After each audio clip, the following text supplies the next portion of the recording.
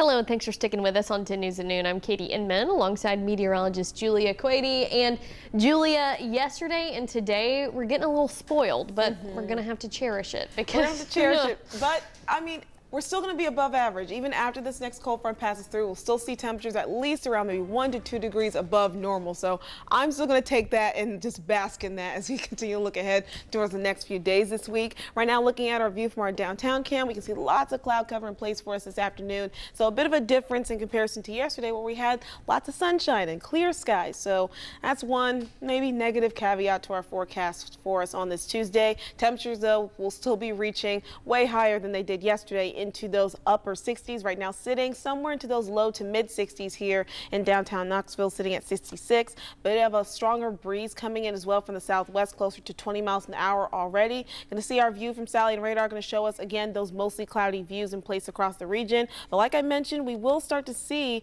our rain chances begin to enter the forecast by late tonight, here on over into your Wednesday morning. That's going to be along the leading edge of that cold front. It's going to give us those soggy conditions, at least for the beginning of your Wednesday. Then we'll have another round of rainfall that's going to be kind of illy timed, looking ahead towards your weekend, especially for Valentine's Day. But I'll give you all the details on what you need to know coming up. Katie? All right, Julia, thanks.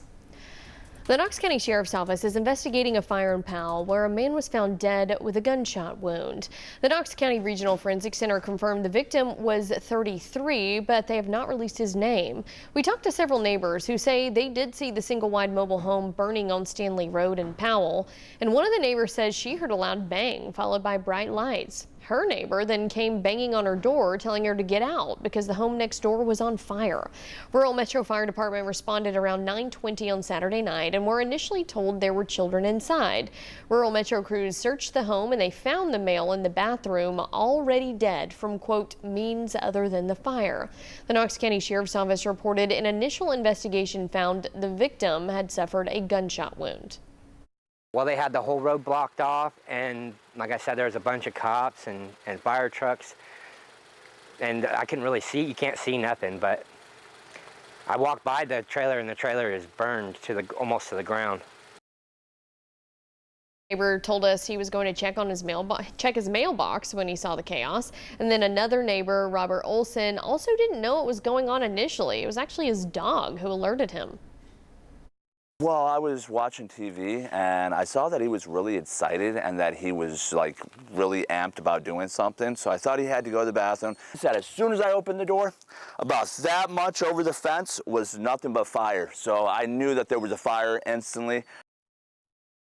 We did reach out to the Sheriff's Office for an update yesterday morning and afternoon, and we have still not heard back from them. What we do know as of Sunday is the Sheriff's Office is investigating the cause of death and the cause of the fire. The Knox County Medical Examiner will perform an autopsy to determine the cause of death, and we'll keep updating you on air and online as we get more information.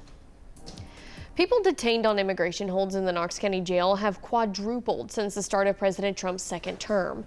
A UT professor is now documenting those ICE holds in Knox County. The Knox County Sheriff's Office takes part in the federal 287G program, which allows the agency to house detainees for ICE and also conduct immigration investigations. A UT researcher says in 2025, 3,470 people were held as immigration detainees in Knox County, and in 2024, that number was 821. The researcher we talked to says there are two ways people end up on an ICE hold in Knox County. The first way is when ICE agents arrest people and then take them to the jail through a bed contract. This allows ICE to pay local jails to house immigration detainees. Other people come into the jail on local criminal charges, and once their fingerprints are run through the booking process, it can alert immigration authorities. Tennessee has one of the highest rates in the nation in terms of detentions and deportations. And part of that is because Tennessee has near full collaboration with state and local law enforcement authorities. We reached out to leaders with the Knox County Sheriff's Office in mid-January to ask for their numbers to show how many people they detained last year. They say they are currently working on our records request.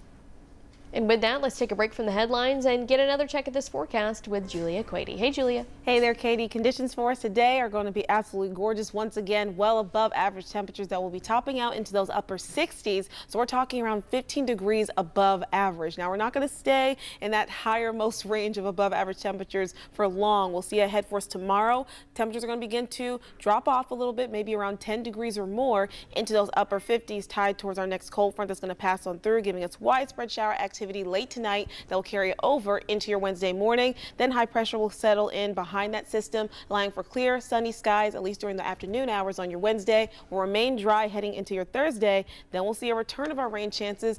Poorly timed, so honestly admitting that there, because we'll see our rain chances really become active once again on your Saturday, on Valentine's Day, lasting throughout the majority of your weekend. More details in that full forecast coming up in just a bit. Katie? All right, Julia, thanks. Coming up next in sports this week, Vol Nation will enter the Josh Elander era. The plans the new head coach has for the program. Next.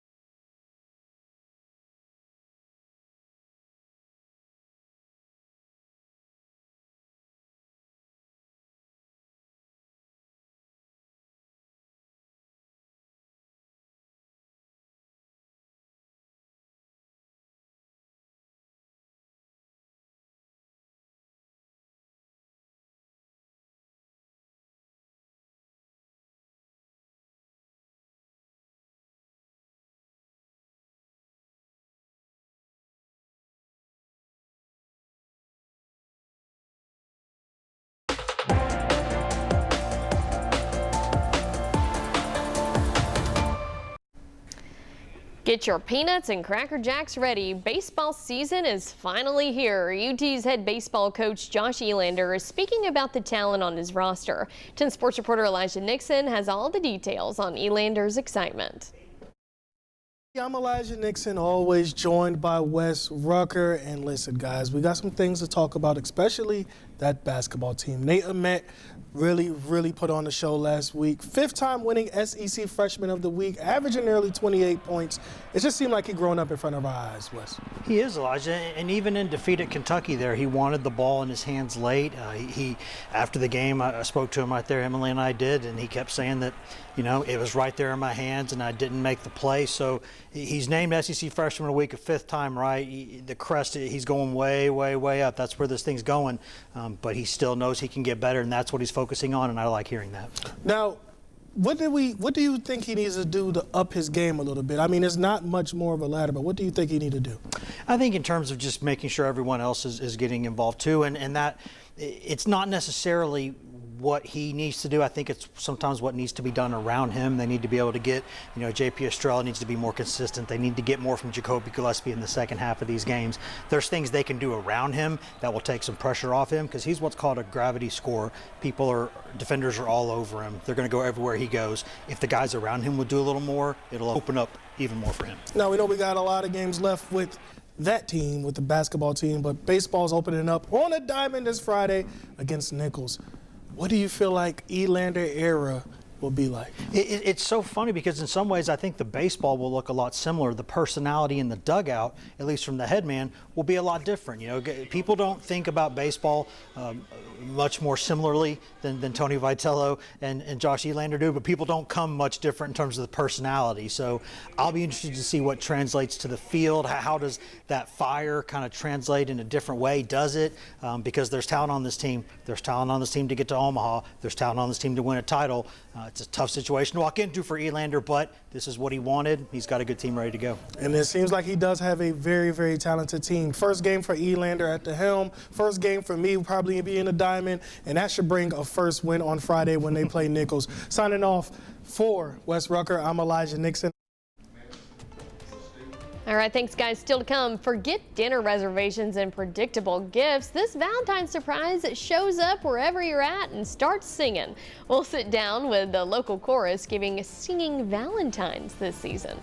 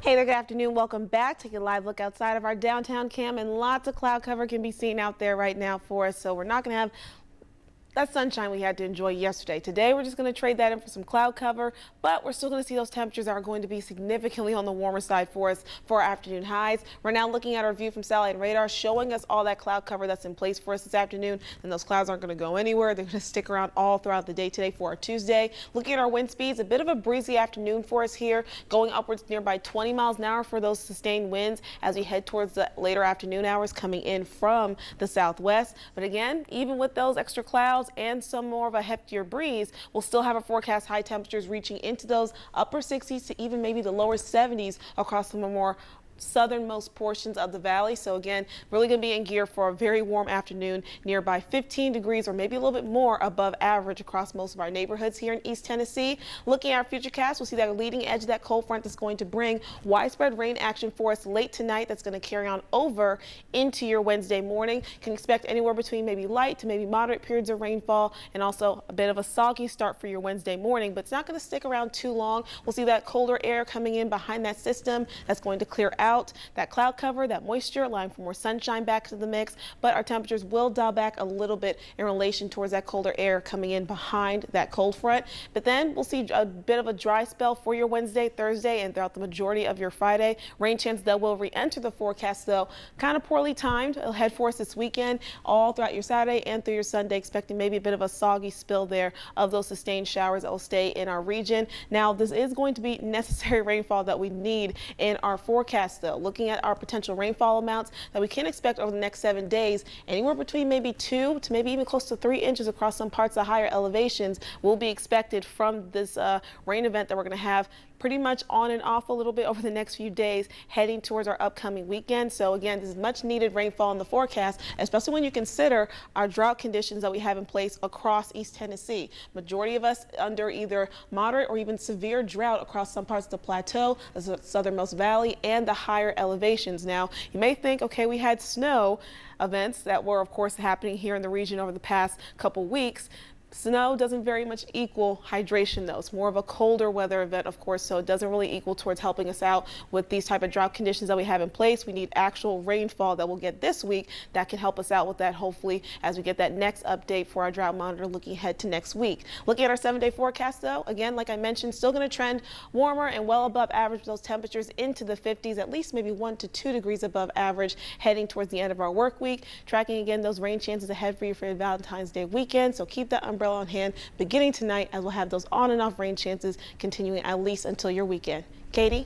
All right, Julia, thank you. Well, Valentine's Day is just around the corner, and if dinner, flowers, and chocolate feel a little, well, expected, this might be the most unforgettable gift of all. A surprise serenade, and yes, it's happening right here in East Tennessee and in our Channel 10 studios, too. Joining us now are members of the Smoky Land Sound Chorus. Thank you guys so much for being here. Thank you for having us. So tell us a little bit first about your Singing Valentines that you're offering coming up this weekend. Singing Valentines is a program we do every year as our primary fundraiser through the year. This is our 50th year of doing this for the Knoxville area, and it's just a really fun. If you have as much fun as we do, then you have a good time, because it's great to do this, and it's a surprise. It's an unexpected gift for most. I know, I love that. You just show up and you start serenading. How can people sign up to get serenaded or to have someone be serenaded? Well, we have a phone number that's coming up on an ad here, and you can call the number and ad. We also have an online site to go to, as well as a Facebook. All right. And that will come up here in just a second. There you go. So do people get to choose the song, or you guys just sort of do what you do? We just kind of do what we do. There are several songs that we have availability, and if we know your song, we'll be happy to sing it for you. I love that. Well, you guys are awesome, and we are so excited to hear what you got. So here is a sample of what your Valentine can hear if you sign up for a Valentine Serenade. So take it away, guys. Thank you. Oh my goodness. Hello. Thank you so much. Wow, I'm about to get serenaded. Wow. There we go. Thank you. So much. Let me call you sweetheart, I'm in love with you. Let me hear you whisper that you love me too. Keep the love light glowing in your eyes so true. Let me call you sweetheart, I'm in love with you. Let me call you sweetheart,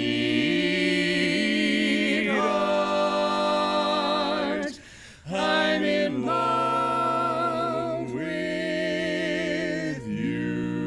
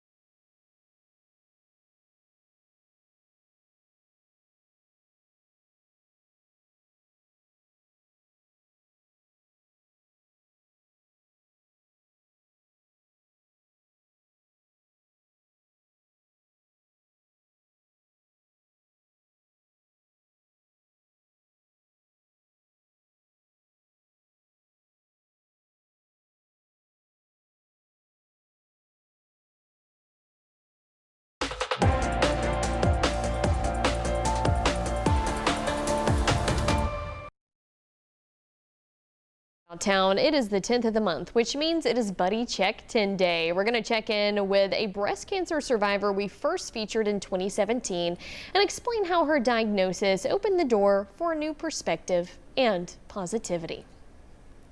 And of course, it is the 10th of the month, and for your Buddy Check 10 reminder, we want to remind you to call up a buddy and tell them to do a breast self-exam and do one yourself. It is key in catching signs of breast cancer as early as possible. And Super Bowl 60 is now in the books. Check this out. Some of the biggest stars to emerge from this year's Super Bowl halftime show never even showed their faces on camera. They were the ones who were dressed as bunches of grass to transform a football stadium into the sugarcane fields of Puerto Rico, and they did it flawlessly. Andrew Athias spoke to one super fan who was among the hundreds of performers paid to be a bunch of grass. He says the experience felt too good to be true. 40,000 people are rumored to have applied for this Super Bowl halftime job. The gig, be a bush, but not just any bush. One in Bad Bunny's Super Bowl halftime show. Like this is just the arm piece. Like this is just what goes on my arm here. There's another arm piece that we get, and then there's a headpiece and a backpack and a tunic and a shoulder. Like it's a whole process. Athias flew around 2,500 miles from Philadelphia to San Francisco for the job.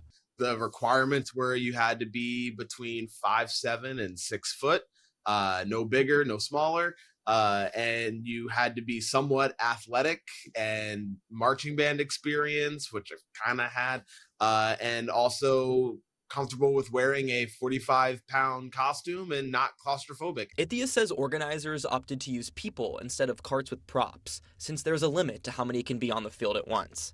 But one of the hardest parts, he says, was keeping the gig a secret. It was a very serious NDA. They dropped like 40 people from this because there were people that shared stuff on TikTok. While he didn't get to personally meet Bad Bunny, he says just playing a small part in the show was more than enough. As a Jamaican, being surrounded by, people of all these different cultures and ethnicities, and, a Puerto Rican superstar that is, on a global scale, we all feel like, we're Puerto Rican, last night. But at the same time, we all felt human. We all felt like we were people of the same planet. And during the big game, you may have seen the Frito-Lay commercial about two potato farmers, a father and a daughter. Well, that commercial is based on a family farm in Iowa who have been doing business with the snack giant for a long time. New Miller Farms grows over 3,000 acres of potatoes a year in Illinois. Frito-Lay asked them if they could share Katie and her dad, love that name, Tom's first farm story during the Super Bowl. We've been growing for Frito-Lay since before it was even Frito-Lay. My grandfather grew for them, and it was all on a handshake, and so it's just a legacy that's been passed down. During the harvest, they dig potatoes in the morning, and then by the time they get delivered that day, the potatoes can be made into chips in 5 hours. And to add to the excitement, Katie, Tom, and the rest of the family were special guests at the Super Bowl too, so that is extra special. And I know that Super Bowl was 2 days ago now, but every year it is just such a big event to be able to watch. Watching the commercials is one of my favorite parts. I feel like that's what I love about Super Bowl Sunday. It's a little bit for everything for everyone. You got the game, folks are maybe a bit more into the competitive spirit, and then you have the food, which is iconic, and then you have the commercials to enjoy with family and friends. It's just all around such a good event. I know, and today, not only is the weather great, but I'm still just holding these roses over here underneath the desk. Are they Valentine's. real? Yes, they're real, and they do have thorns on them, so be careful. But Very the singing authentic. Valentine's guys, Smoky Land Sound Chorus, they are awesome. And again, I wanted to reiterate from that story too that they're doing the singing Valentine's on Friday and Saturday too. So if you want to sign up and get your own roses and serenade, you can do that. But Julia, it looks like it's going to be a soggy heart day this weekend. A little bit. So I mean, you just might have to just alter your plans a little bit just to plan for it. You just might have to have things on indoors, or maybe just plan to be cuddled up under an umbrella going to and from at different events or plans that you might have. Right now, though, we're going to be on the dry side until later on tonight. We'll start to see those rain chances enter in the forecast late today. Right now, just lots of cloud cover in places. Our temperature temperatures are sitting for the most part into those upper 60s already. Wind speeds will start to pick up over the course of the afternoon too, already going around close to 15 miles an hour, increasing a little bit more closer towards the 20-mile-an-hour mark later on this afternoon. But again, still be trending very warm with well above average high temperatures expected today, topping out into those upper 60s or maybe even the lower 70s for our southernmost neighborhoods for us here in East Tennessee. So really truly a treat for us here for our forecast high temperatures. Looking at futurecasts, we're going to see again, like I mentioned, that rainfall that's going to enter the region late tonight, carry on over into your Wednesday morning. That's going to be along the leading edge of that cold front, giving us some light to maybe moderate periods of rainfall expected to make a bit of a soggy impact for your morning commute for you on your Wednesday there, but it's not going to stick around for too long as we head towards the afternoon hours on your Wednesday. Already going to see that cooler, drier air pushing its way on through, supported by high pressure. So that's going to make for sunshine coming back into the mix for us there by your Wednesday afternoon, and we'll stay dry pretty much as we head into your Thursday and then into your Friday as well. Only going to start to see a return of round 2 of that shower activity that you mentioned just a moment ago, Katie, kind of poorly timed, coming in just in time for your Valentine's Day on Saturday and sticking around as we head into your Sunday as well. So just really keep that umbrella nearby beginning tonight for the next few days heading into your weekend with those somewhat daily rain chances that are going to stick around in our forecast. But even with that cold front that's going to kind of kick off these colder temperatures or rain chances, I should say, coming in by late tonight into your Wednesday, we'll still see our temperatures hanging around into the 50s. So it'll still be near or slightly above average daily each and every day as you take a look at your 7-day forecast there. And looking ahead towards your President's Day, we'll see a bit of a change up.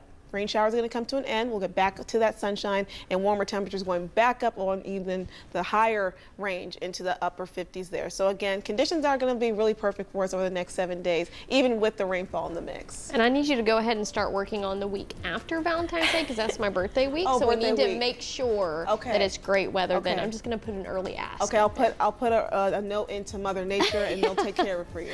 That is perfect. Well, Julia, thank you for that last look at the weather, and we so appreciate you for watching 10 News at noon today. We have a lot more planned for the news this afternoon and evening on 10 News. You can watch on our streaming app, WBIR Plus, or our website for 10 About Town at 4. And then, of course, you can watch the news live at 5 and 6, as well as our night shows as well. But we hope you have a great rest of your Tuesday. Enjoy the Olympic Games on NBC.